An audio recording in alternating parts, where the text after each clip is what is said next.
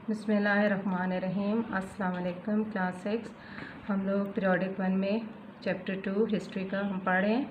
हमने मौर्यन एम्पायर्स पढ़ी, फिर हमने गुप्ता एम्पायर पढ़ी। आज हम जो हमारा टॉपिक है वो the rule of Raja Harsh in the union of India है। ठीक है। अब मौर्यन एम्पायर जो थी, जब वो ख़त्म हुई तब भी जो इंडिया है वो मुख्तलिफ स्टेट्स में जो है वो डिवाइड हो गया था। जब गुप्ता एम्पायर ख़त्म हुई तब भी वो डिफरेंट स्टेट्स में जो है वो डिवाइड हो गई। अब जब राजा हर्ष आया तो इसने जो है पूरे इंडिया को दोबारा से रीयूनाइट किया। ठीक है। और राजा हर्ष जो था वो थानेर का रहने वाला था। ठीक है। और इसने दोबारा से नॉर्दर्न इंडिया को यूनाइट किया। ठीक है। हर्ष जो था वो कब पावर में आया, कब वो बादशाह बना, 606 AD में। उस वक्त जो है उसने यहाँ आते ही यहाँ पे अमन कायम किया, स्टेबिलिटी कायम की, पॉलिटिकल फ्रेमवर्क दिया। ठीक है। एक बेहतरीन गवर्नमेंट यहाँ पे मजबूत सी गवर्नमेंट बनाई और अपने इलाके में बहुत सारे इलाके मज़ीद जो हैं वो उसने शामिल किए, जिसमें उसने साउदर्न पंजाब है, कनौज है, बंगाल है, उड़ीसा है, डेक्कन है और बहुत सारे मुख्तलिफ एरियाज़ हैं। ठीक है। अब पॉलिटिकल स्टेबिलिटी और पीस जो है उसने यहाँ पर सब कॉन्टिनेंट में जो कि ख़त्म हो चुका था डिवाइड होने की वजह से, दोबारा से उसने रिबिल्ड की। वो एक बहुत ज़ीरक और ज़हीन जनरल था। ठीक है। उसने इंतज़ाम भी बहुत अच्छा चलाया, उसने लोगों की वेलफेयर के लिए बहुत सारे काम किए और उसने जो है जो पूरी स्टेट थी, एक पूरी स्टेट थी लेकिन उसको उसने प्रोविंसेस में जो है वो डिवाइड कर दिया। जैसे पाकिस्तान में 4-5 प्रोविंसेस हैं, इसी तरीके से उसने इंडियन स्टेट को जो है प्रोविंसेस में डिवाइड कर दिया था और उनकी एक सेंट्रल सेक्रेटेरिएट बना दिया था जहाँ से तमाम लॉज जो हैं वो इश्यूज़ हो जाते थे। ठीक है। उसके अलावा वो टैक्सेस भी उसने लगाए। जो पैसे दे सकता था वो पैसे की फॉर्म में देता था, जो अनाज दे सकता था वो अनाज की फॉर्म में देता था। और इस टैक्स में से जो छठा हिस्सा होता था वो राजा हर्ष का या बादशाह का हुआ करता था, ख़ास तौर पे एग्रीकल्चर अनाज में से। ठीक है। उसके दौर में लोग खुशहाल थे। ठीक है। और जुराइम सबसे कम थे। उसका रवैया लोगों की तरफ बहुत अच्छा था। ठीक है। और वो जो है बेहतरीन लिटरेचर को पसंद करने वाला था, बेहतरीन पोएट था, ड्रामेटिस्ट था और ऑथर था, यानी राइटर था, लिखने वाला था। उसके अलावा उसने बहुत सारे एजुकेशन इंस्टीट्यूशंस भी बनाए। ठीक है। अच्छा, अक्सर वो काम के दौरान जो है वो बहुत ज़्यादा इन्वॉल्व रहता था अपने लोगों के लिए और उसने फ्रेंडली रिलेशंस जो है अपने नेबरिंग कंट्रीज़ के साथ भी बनाए थे। ये एक ख़ारजा पॉलिसी होती है जो कि हर मुल्क के लिए ज़रूरी है आज के दौर में भी। उस वक्त भी उसने अपनी ख़ारजा पॉलिसी जो है अपने अड़ोस पड़ोस के ममालिक के साथ बनाए, ख़ास तौर पर चाइना के साथ उसने बेहतरीन ताल्लुकात जो हैं वो कायम किए।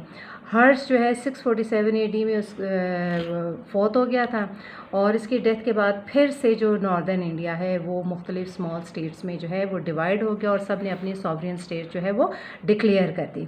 अब ये देखना है कि इंडिपेंडेंट स्टेट्स जो इंडिया में थी वो कौन कौन से थी। जी, इसमें आपकी 5 इंडिपेंडेंट स्टेट्स जो हैं वो सामने आई। कनौज की, दिल्ली की, तामिल की, बंगाल और बिहार की और साउथ इंडिया की। ठीक है। कनौज में जो सबसे पहले जो राजा रूल करता था वो भोज था। ठीक है। उसका एरिया जो था वो गुजरात से बंगाल तक था और इसने यहाँ पे रूलिंग की है, वो 9th और 10th सेंचुरी के दौरान इसने यहाँ पे हुकूमत की है। ठीक है।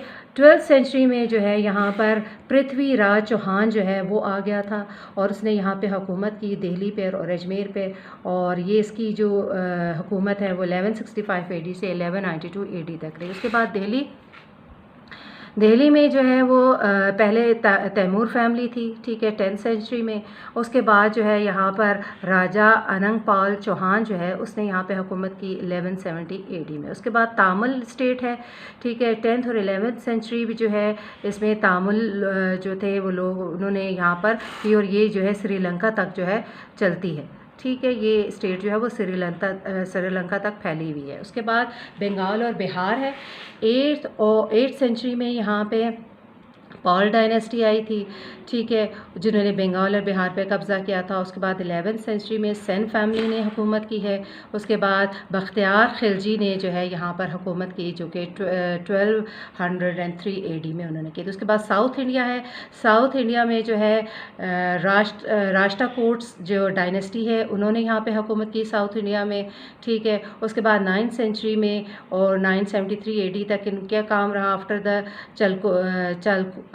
चालुक्यास फैमिली ने जो है यहाँ पे हुकूमत की है। और उसके बाद याडूज़ फैमिली ने, डायनेस्टी ने जो है हुकूमत की है 1200 AD में, ठीक है। यहाँ पर आके आपका चैप्टर ख़त्म हो गया है। बाकी क्वेश्चन आंसर्स जो हैं आपके PDF में मौजूद हैं। मैं आपको यहाँ पे MCQs और मैच द कॉलम करा देती हूँ। सबसे पहले आपका है from where did the Aryans come into South Asia. इसका आंसर है नॉर्थ एशिया। नंबर 2 है who were defeated by the Aryans in South Asia. इसका आंसर है ड्रेविडियंस। नंबर 3 है which was the religion of Ashoka became the follower after the war. Buddhism. इसका answer है Buddhism. Number 4 what is mentioned clearly in the teachings of Buddhism. इसका answer है equality. Which was the religion whose founder was Mahavir. इसका answer है Jainism.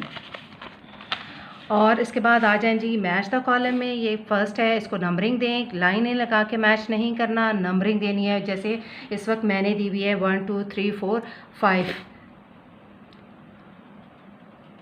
The column A में the original homeland of the Aryan पहला है, दूसरा है the Aryan, तीसरा है द आर्यन पीपल, चौथा है महावीर वॉज, पांचवा है in the period of Gupta.